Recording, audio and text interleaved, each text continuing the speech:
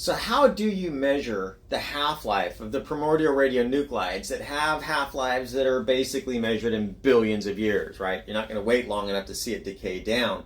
That's a really great question. Now, there are a couple ways of doing it. One is you recognize that these primordials, like uranium and thorium, they have a whole bunch of decay products.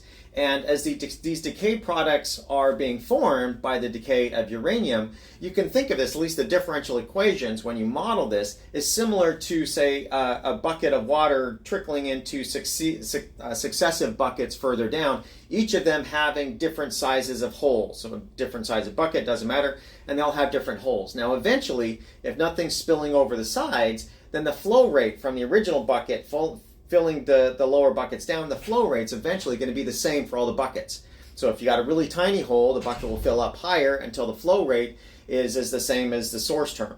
So once all these buckets come into equilibrium, we call this secular equilibrium in terms of radioactive decay, then they all have the same flow rate, or in other words, radioactivity. The activity is the same for all of them as they're in this serial chain. Now, that's one way, because it might be difficult to measure this bucket up here, but if I'm in secular equilibrium, I can find a bucket that's easy to measure.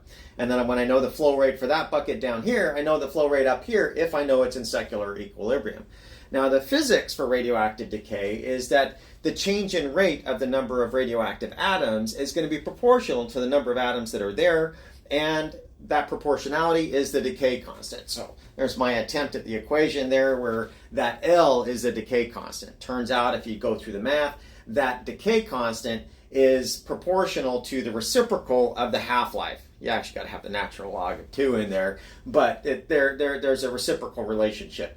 If I increase the decay constant, then that's the same thing as decreasing the half-life.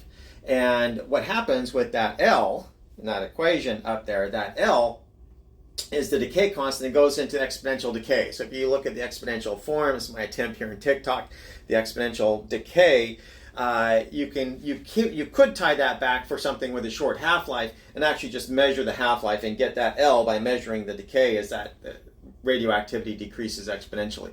Or I could come back to the change in rate of the number of atoms is equal to lambda times the number, and I could try to get a number density using mass spectrometry or something like that. But traditionally, the way that we do it with the primordials is you use the buckets. You find a piece of rock where you know it's in secular equilibrium, where that rock has been around since